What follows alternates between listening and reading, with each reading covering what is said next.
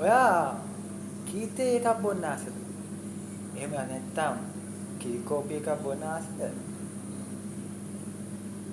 දැන් මේ ප්‍රශ්නෙට සුදුසුම අලුත්ම නිෂ්පාදනයක් හැටියට මම මේ ඔයගොල්ලන්ට හඳුන්වා දෙනවා.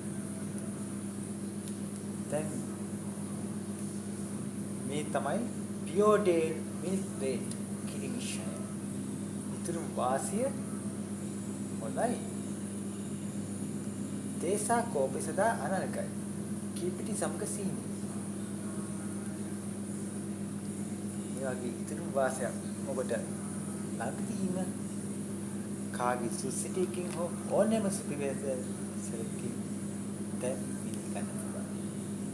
එහෙනම් ඔබත් කීකෝපේ එකක් ඕන්න කීතේ එක පානය කරන්න.